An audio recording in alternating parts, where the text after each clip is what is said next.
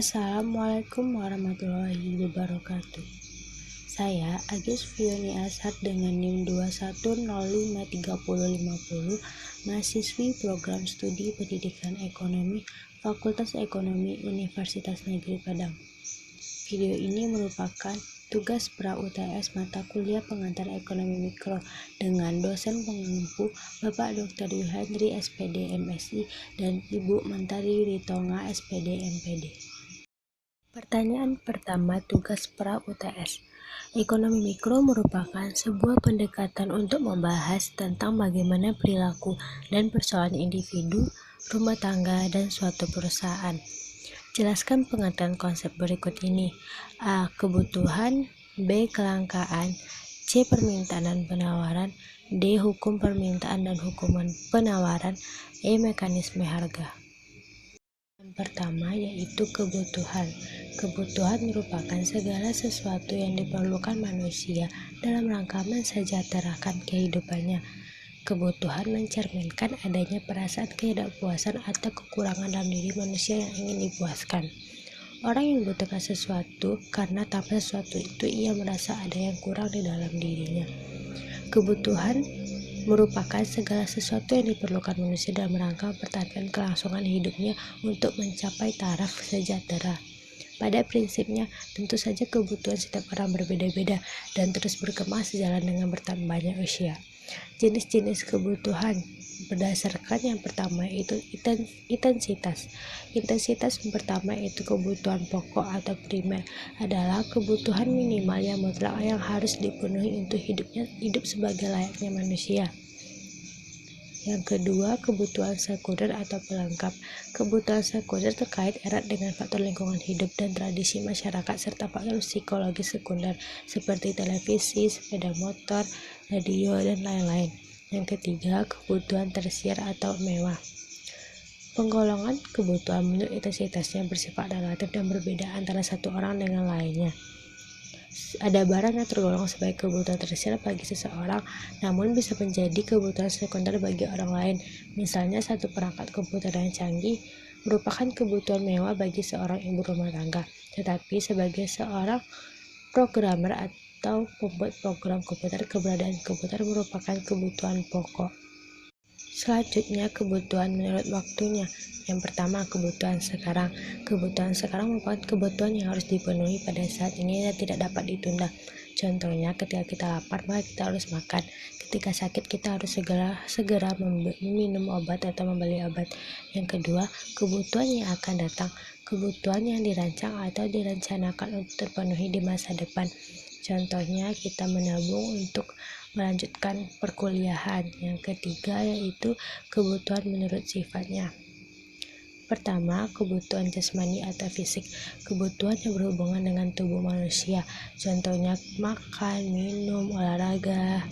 Kedua, kebutuhan rohani, kebutuhan yang berhubungan dengan jiwa seseorang, contohnya kebutuhan akan belajar agama, hiburan, dan lainnya.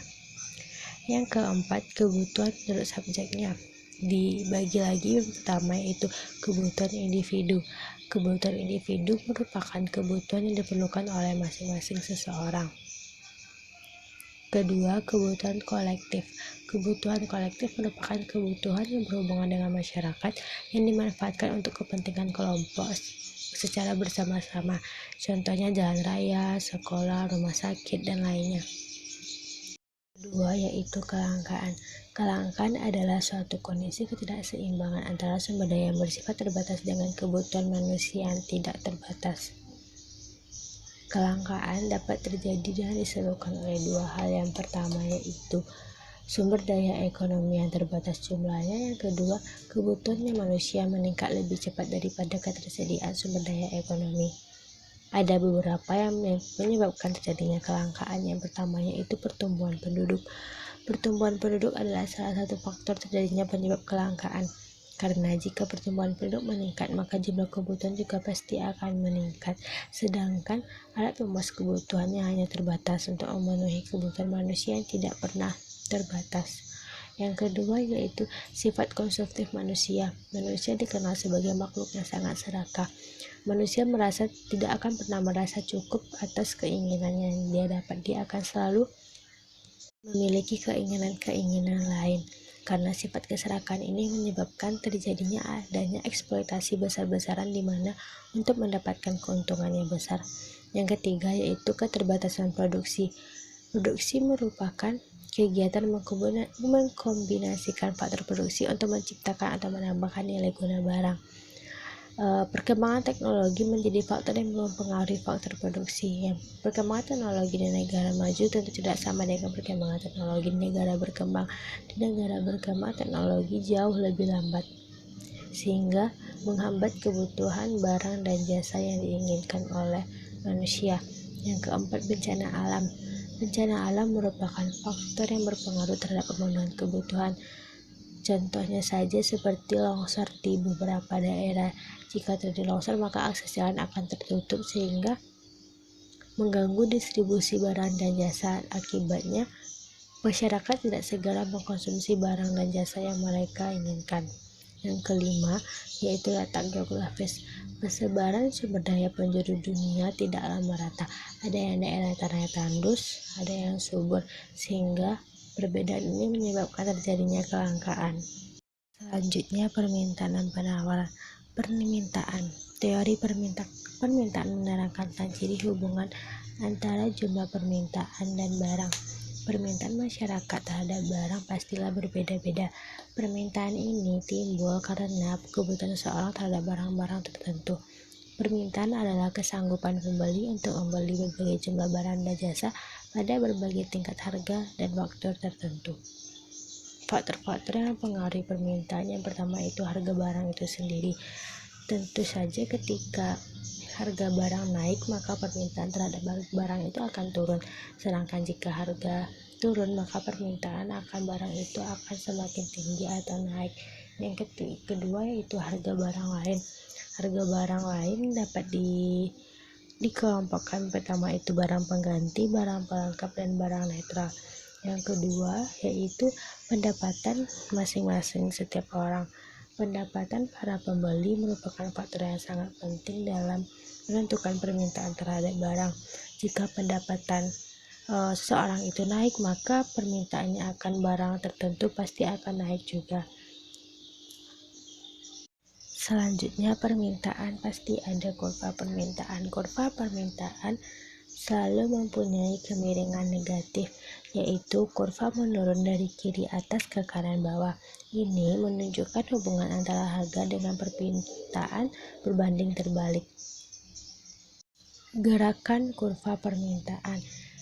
Kurva permintaan dapat bergerak ke atas dan ke bawah. Pergerakan ini terjadi karena perubahan harga barang itu sendiri. Yang selanjutnya yaitu pergeseran kurva permintaan. Jika yang berubah adalah faktor lain, contohnya yaitu pendapatan, maka akan terjadi pergeseran kurva permintaan. Bila pendapatan meningkat, kurva permintaan bergeser sejajar ke kanan. Jika pendapatan menurun, kurva permintaan bergeser sejajar ke kiri. Selanjutnya yaitu penawaran. Penawaran adalah kesanggupan penjual untuk menjual berbagai jumlah barang atau jasa yang pada berbagai tingkat harga waktu tertentu. Penawaran berasal dari pihak produsen dan muncul sebagai akibat adanya permintaan konsumen. Faktor-faktor yang mempengaruhi penawaran yang pertama itu harga barang itu sendiri, harga barang lain, biaya produksi, tujuan operasi perusahaan, dan tingkat teknologi yang digunakan. Selanjutnya, kurva penawaran.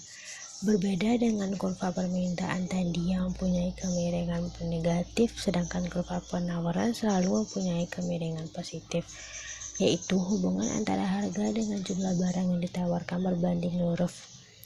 Kurva penawaran naik dari pojok kiri bawah ke pojok kanan atas. Pergerakan kurva penawaran terjadi akibat adanya perubahan harga barang itu sendiri, sedangkan pergeseran kurva penawaran terjadi karena faktor seperti ceteris paribus, tingkat pendapatan, dan lain-lain. Selanjutnya, materi hukum permintaan dan penawaran. Yang pertama itu hukum permintaan. Makin rendah harga suatu barang, maka makin banyak permintaan terhadap barang tersebut. Sebaliknya, makin tinggi harga suatu barang, maka semakin sedikit permintaan terhadap barang tersebut. Selanjutnya itu hukum penawaran. Makin tinggi harga suatu barang, semakin banyak jumlah barang yang ditawarkan, dan sebaliknya, makin rendah harga suatu barang, semakin sedikit jumlah barang yang ditawarkan. Selanjutnya itu mekanisme harga. Mekanisme harga terbentuk karena adanya permintaan dan penawaran. Permintaan dan penawaran akan berada dalam keseimbangan pada harga pasar bila jumlah yang diminta sama dengan jumlah yang ditawarkan. Mekanisme harga akan terjadi jika suplai lebih besar dari penawaran, maka harga menjadi rendah. Dan apabila penawaran tinggi dan suplai terbatas, maka harga akan meningkat. Pertanyaan kedua, tugas pra UTS ekonomi mikro yaitu fungsi permintaan diperoleh KID sama dengan 12 kurang 4P. P diukur dengan rupiah, dimulai dari Rp10.000. Gambarkan grafik permintaan. Fungsi permintaan diperoleh KID sama dengan 12 kurang P. 10.000 itu disubstitusikan, maka jika P sama dengan 1.000, maka KID-nya 8. Jika P sama dengan 2, maka KID-nya didapat 4, dan P3 maka KID-nya sama dengan 0. Dari slide ini dapat kita lihat grafik fungsi permintaan KID sama dengan 12 kurang 4P. Pertanyaan ketiga, tugas pra UTS pengantar ekonomi mikro. Jelaskan motif konsumen dan jelaskan bagaimana konsumen memaksimalkan tujuannya dan apa kendala mereka dalam memaksimalkan tujuannya.